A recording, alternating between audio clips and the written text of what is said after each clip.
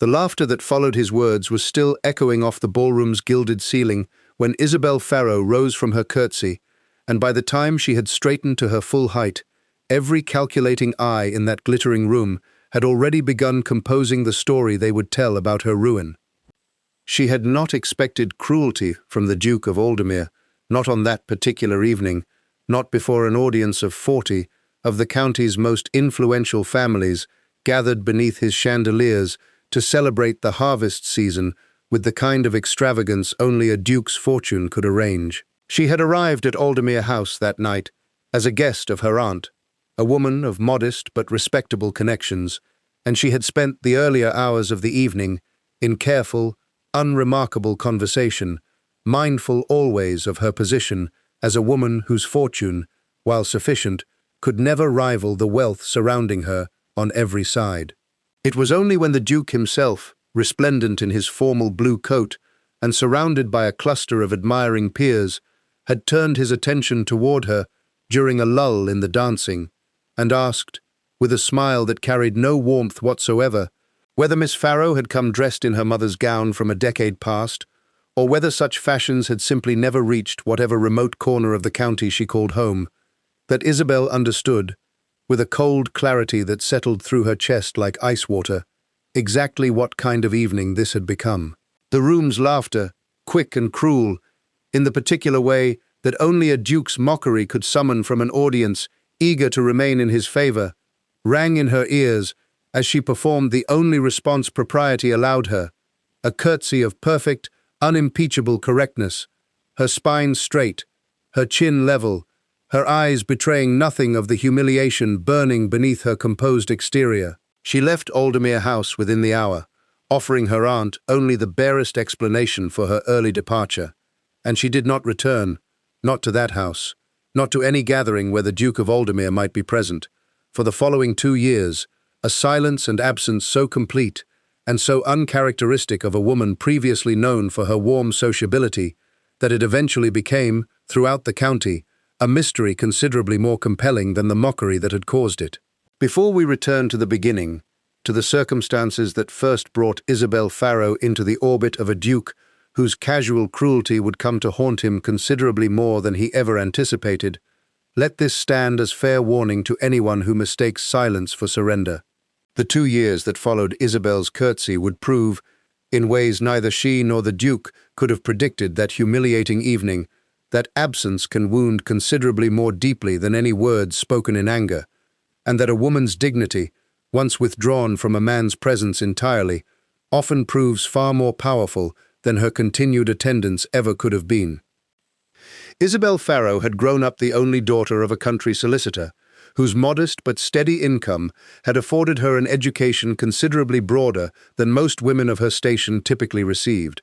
her father having believed, with the particular conviction of a self-made man who valued learning above inherited privilege, that a sharp and well-cultivated mind mattered more to a person's ultimate happiness than any fashionable accomplishment society typically prized in young women. She had grown into adulthood with a quiet confidence in her own judgment, a confidence that had served her well through the ordinary trials of provincial society, but that had never before been tested against the particular cruelty of a man whose rank placed him so far above ordinary consequence that he had apparently ceased to consider whether his casual amusement might cost another person something considerably more significant than a moment's discomfort. Her presence at Aldermere House that harvest evening had been arranged through her aunt, Mrs. Pembroke, a woman whose late husband's modest connection to the Aldermere family had secured, over the years, occasional invitations to gatherings that exceeded what the Farrow family's own standing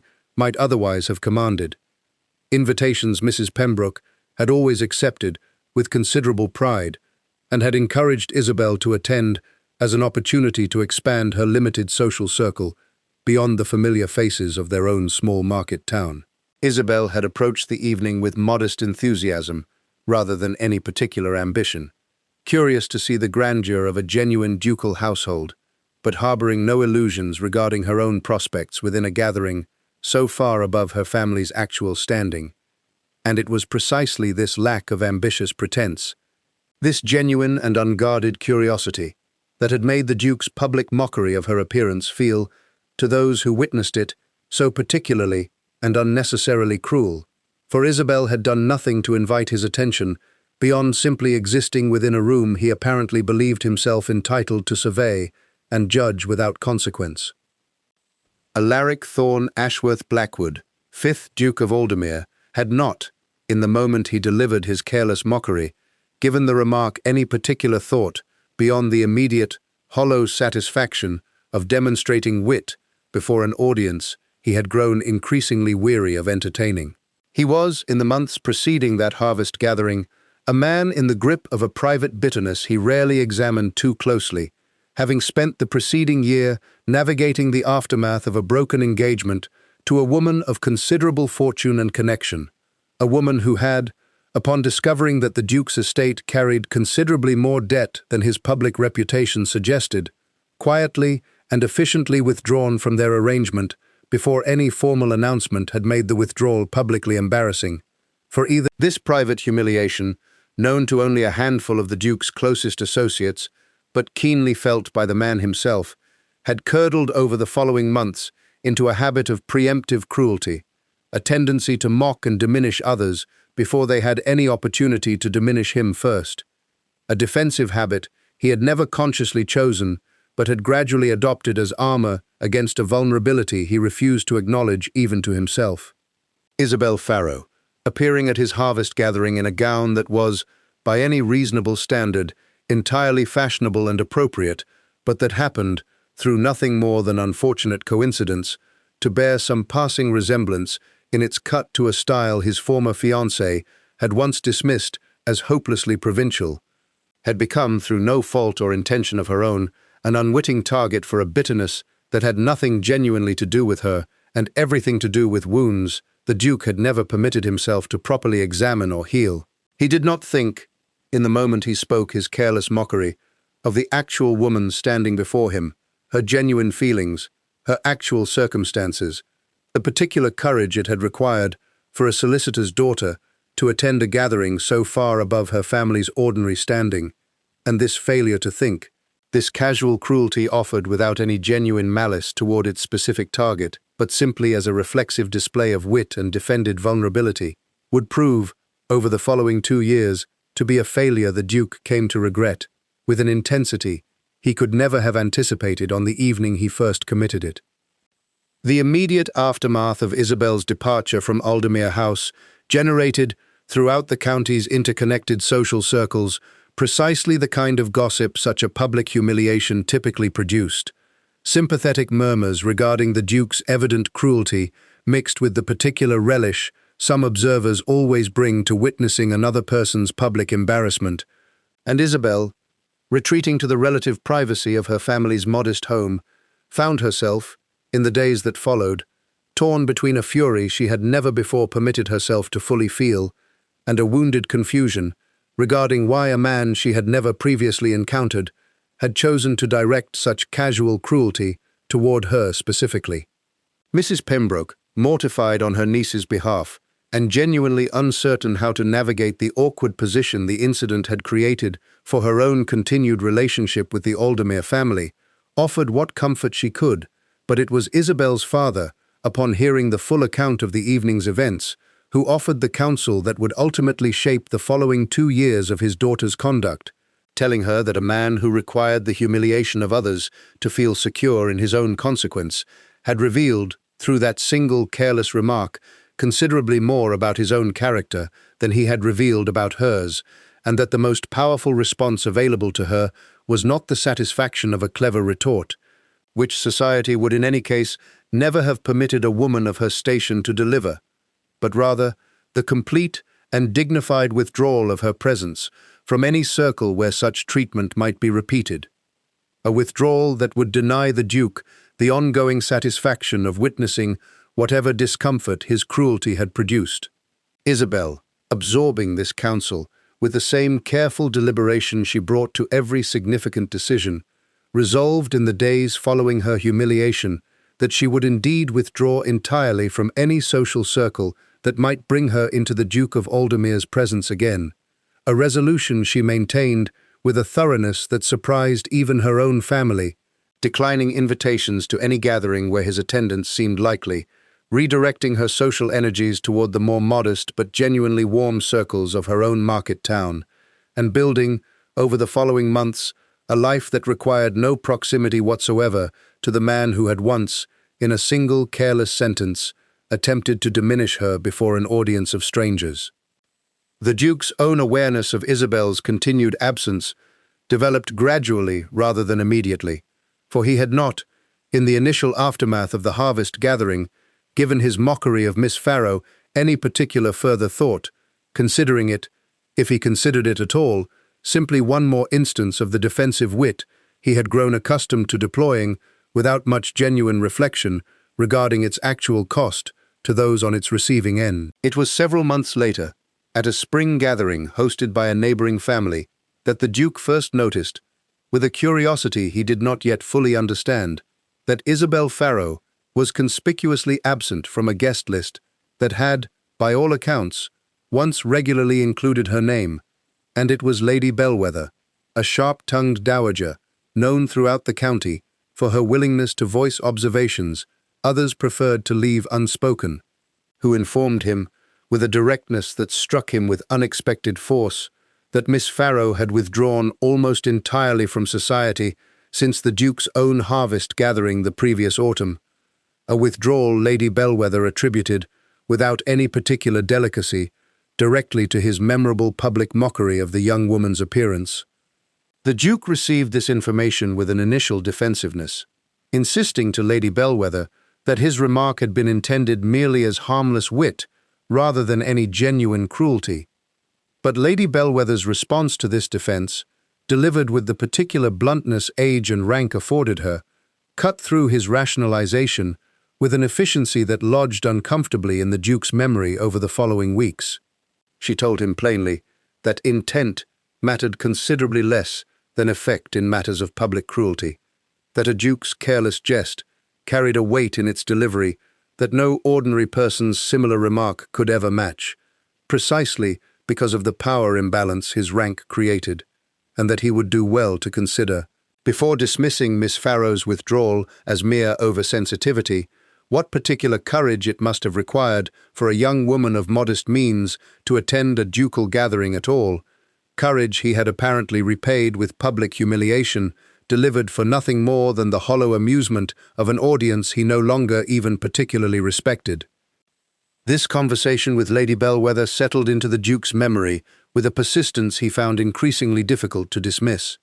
and over the following weeks he found himself, against his own initial inclination toward defensive rationalization, gradually reconsidering the full context of his behavior that harvest evening, a reconsideration that led him, uncomfortably, toward a more honest reckoning with the private bitterness that had driven his cruelty in the first place. He began to understand, through this reluctant self-examination, that his mockery of Isabel Farrow had never genuinely been about her at all, that she had simply been an unfortunate and undeserving target for a wound his broken engagement had left unhealed, a wound he had never properly acknowledged even to himself, and had instead allowed to curdle into a habitual cruelty that had, apparently, cost at least one entirely innocent young woman a significant portion of her social life and public dignity. This reckoning did not arrive easily, for the Duke had spent considerable years cultivating the particular armor his rank afforded him, a armor built on the assumption that his position placed him largely beyond the ordinary consequences that governed lesser men's careless behavior,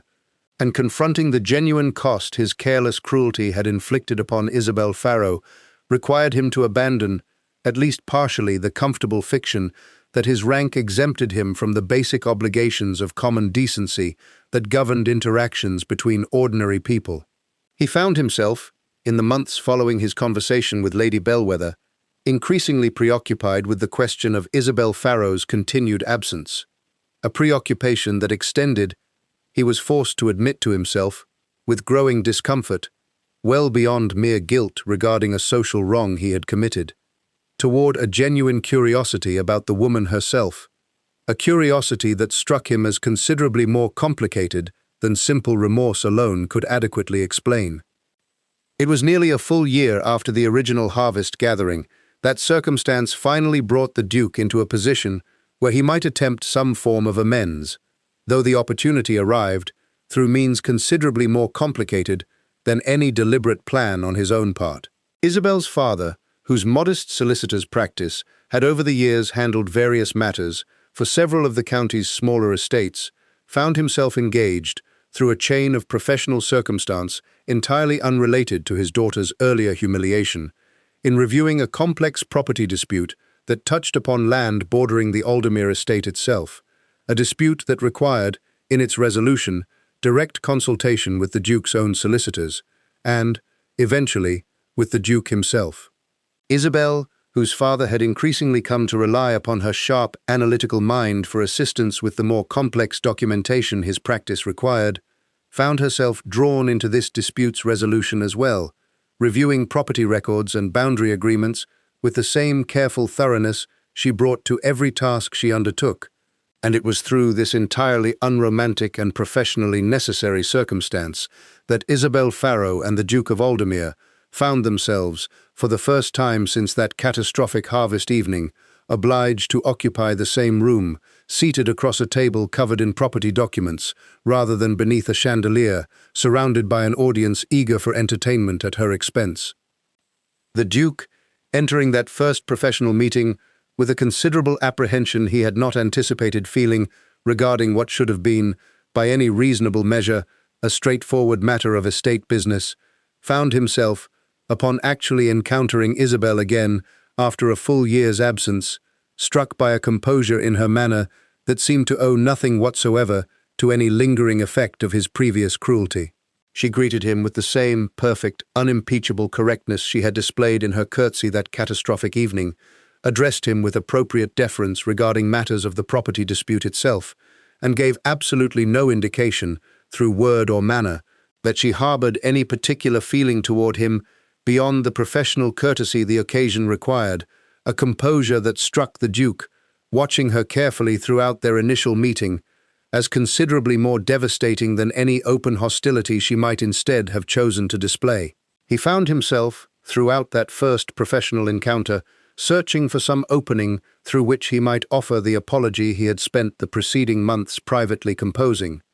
But Isabel's careful, professional reserve gave him no natural opportunity to introduce a matter so entirely separate from the property dispute that had brought them together. And he left that first meeting with his intended apology still entirely unspoken, uncertain whether Isabel's evident composure reflected genuine indifference toward their previous encounter, or simply the same careful discipline that had once produced her flawless curtsy, despite whatever private humiliation had burned beneath it.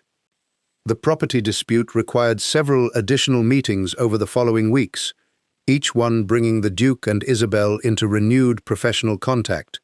and it was during these subsequent encounters, as the immediate business of boundary agreements and inheritance documentation gradually gave way to conversations of somewhat broader scope, that the Duke began to glimpse, beneath Isabel's careful professional reserve, the genuine sharpness of intellect and quiet strength of character that had made his original cruelty toward her seem, in retrospect, all the more inexcusably wasteful. She proved, in these professional discussions, entirely capable of identifying complexities in the property records that even his own solicitors had overlooked, offering observations with a directness that carried none of the deferential softening he had grown accustomed to receiving from most people in his social orbit, a directness that reminded him, uncomfortably, of Lady Bellwether's own blunt assessment of his earlier behavior,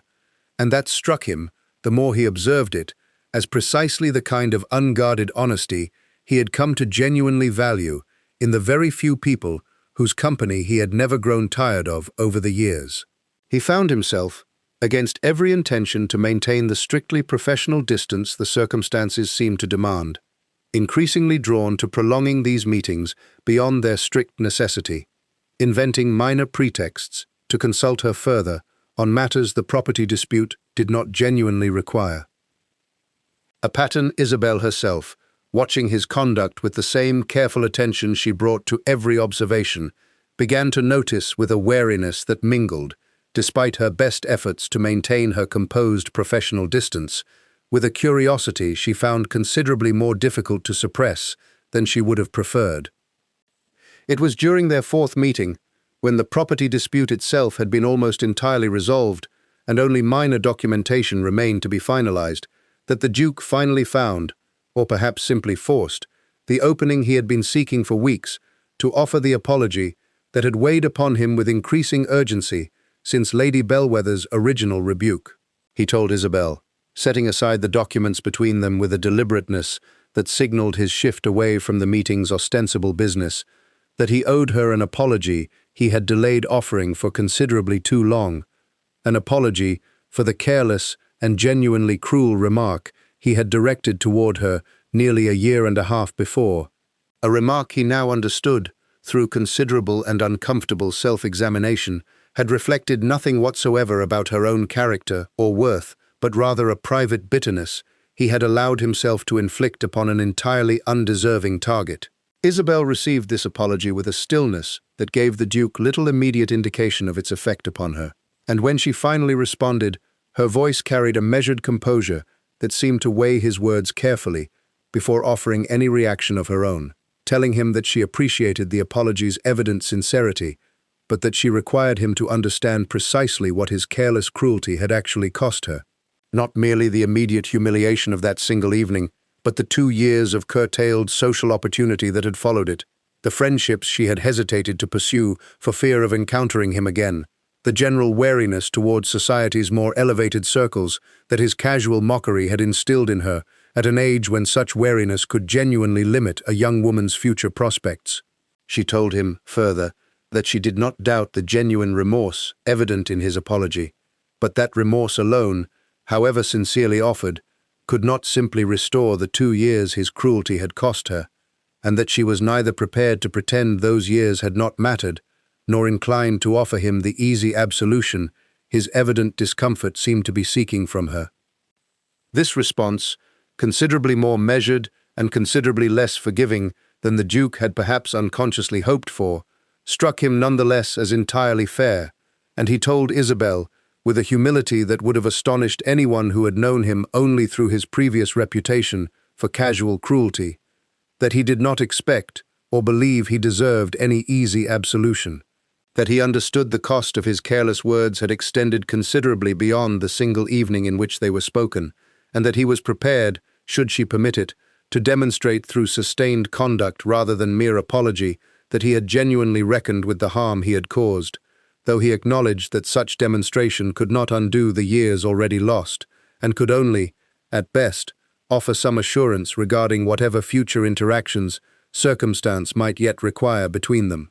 Isabel considered this response with the same careful deliberation she brought to every significant decision,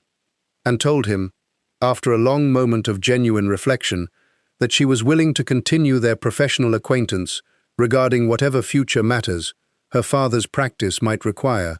in connection with the Aldermere estate, but that she made no promise beyond this narrow professional courtesy, and that any further trust he hoped to earn from her would need to be demonstrated gradually and consistently rather than assumed on the strength of a single sincere apology, however genuinely offered. The Duke accepted these terms without argument, understanding, with a clarity his previous cruelty had never permitted him to fully grasp, that Isabel Farrow's continued caution represented not stubborn grudge-holding, but rather the entirely reasonable response of a woman who had learned, through painful experience, precisely how costly it could be to extend trust too readily to a man whose rank had once seemed to exempt him from any genuine accountability for the harm his careless words could inflict.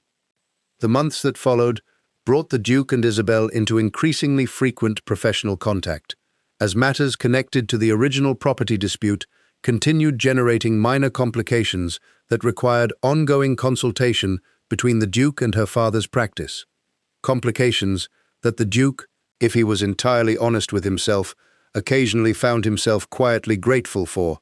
given the additional opportunities they provided to demonstrate, through the patient accumulation of consistent, respectful conduct, the genuine change Isabel had required as a condition of any future trust. He found himself, throughout these continued interactions, discovering in Isabel Farrow qualities that extended well beyond the sharp intellect and quiet strength he had first glimpsed during their initial professional meetings. A genuine warmth toward her father's clients that revealed itself in small, unguarded moments when she believed herself unobserved. A dry, understated wit that occasionally surfaced despite her continued professional reserve, and a fundamental fairness of judgment that led her, even in matters that touched upon his own estate's interests, to offer assessments grounded entirely in genuine merit rather than any particular deference to his rank or any lingering resentment regarding his previous cruelty. This fairness, this evident refusal to allow either flattery or grievance to distort her professional judgment, struck the Duke as increasingly remarkable, given everything he had once put her through, and he found himself, over the following months, developing toward Isabel Farrow a genuine and considerable regard that extended well beyond the guilty desire for absolution that had originally motivated his careful, patient courtesy toward her. Isabel herself, navigating this gradual and unexpected development with the same careful wariness that had governed her conduct throughout the preceding 2 years, found herself, despite every instinct urging continued caution, unable to entirely dismiss the genuine change she observed in the Duke's conduct across their many months of continued professional contact. He had, in every interaction she could recall since his initial apology, treated her with a consistent respect that made no allowance whatsoever for the difference in their respective ranks, seeking her genuine opinion on matters rather than merely her deference, acknowledging openly the occasions when her analysis proved superior to his own solicitor's initial assessments, and demonstrating, through countless small and largely unwitnessed choices, precisely the kind of consistent character her father had once told her mattered considerably more than any single grand gesture of apology or contrition. She began, gradually, and against her own careful resistance, to reconsider the absolute certainty with which she had originally resolved never to extend the Duke of Aldemir any genuine trust, recognizing, through the accumulated evidence of his sustained conduct,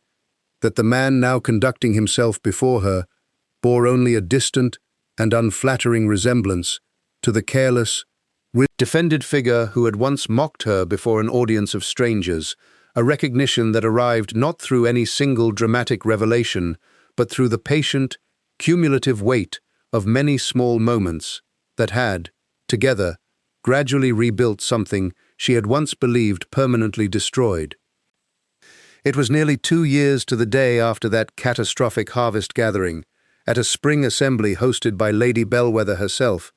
that Isabel Farrow finally returned to a social gathering where the Duke of Aldemir's attendance was not merely likely, but explicitly confirmed. A return that Lady Bellwether herself, aware of the full history between her 2 guests, and evidently rather pleased with whatever role her own earlier rebuke had played in prompting the Duke's reconsideration, had arranged with a deliberateness she made no particular effort to disguise.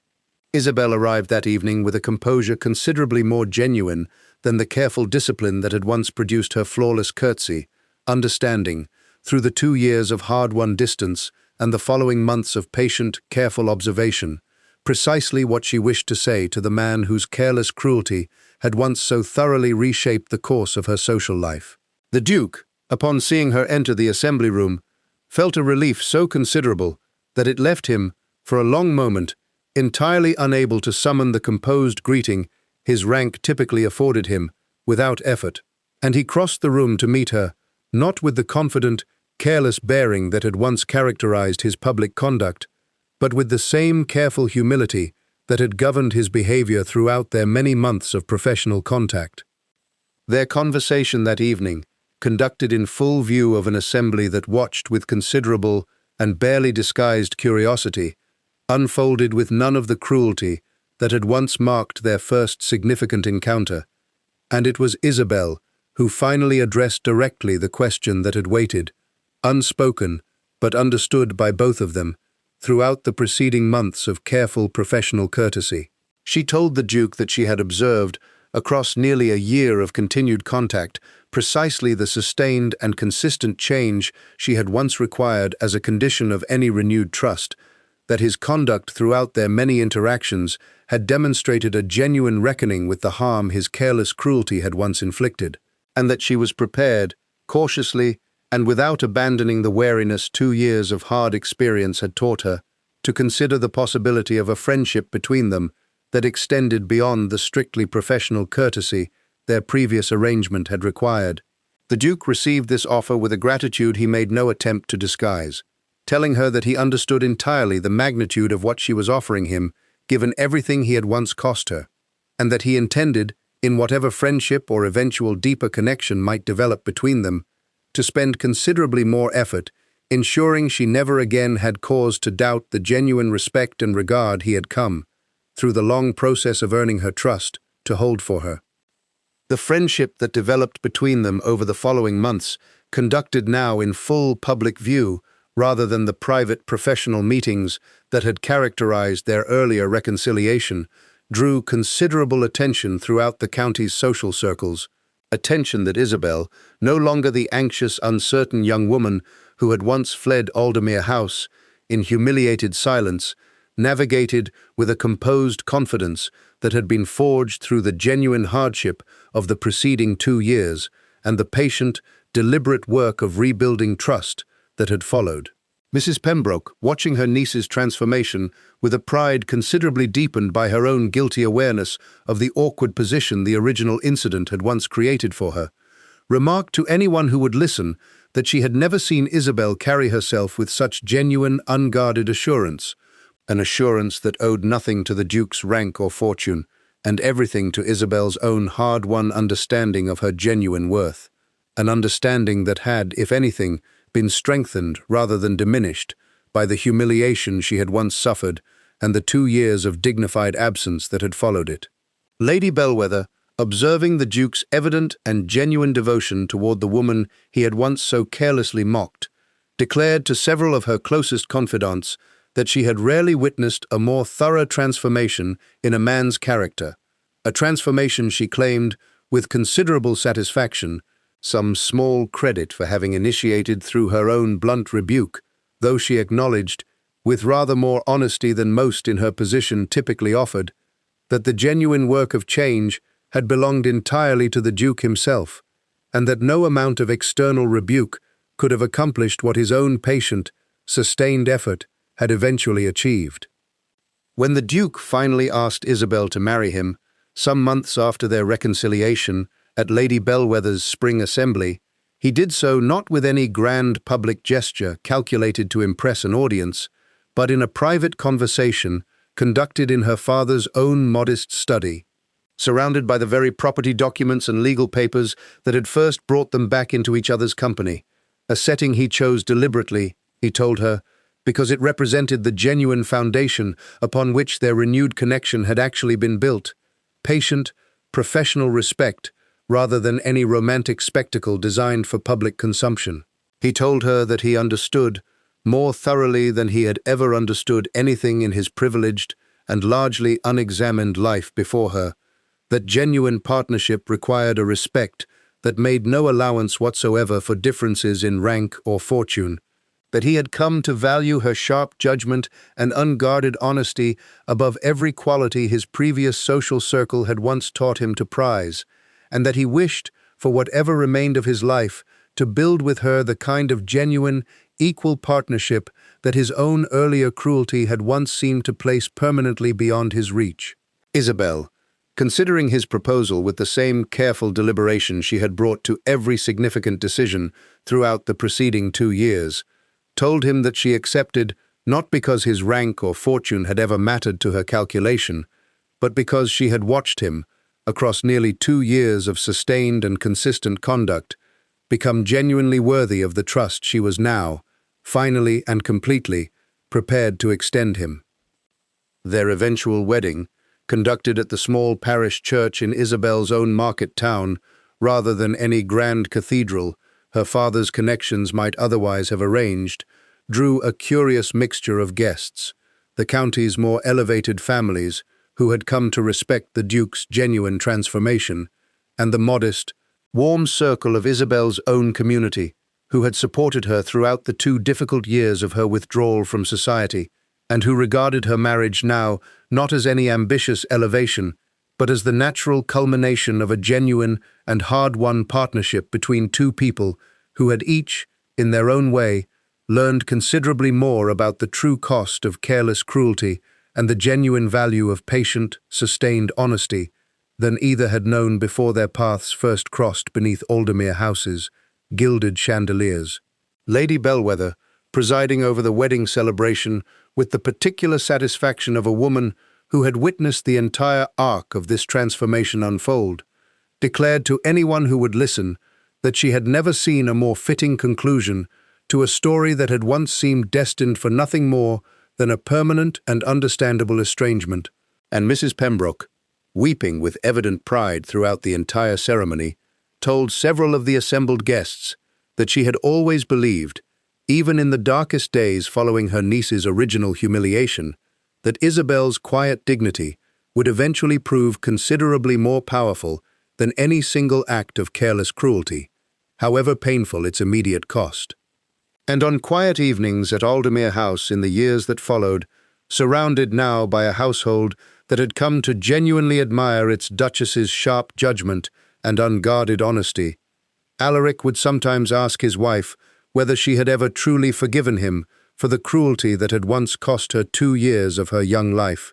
and Isabel would always answer the same way, telling him that forgiveness had come gradually, rather than all at once, earned through the patient accumulation of countless small, honest moments, rather than any single grand apology, and that she considered the 2 years of dignified absence that had followed her original humiliation not a loss to be mourned, but the very foundation upon which her genuine self-respect, and eventually their genuine partnership, had ultimately been built.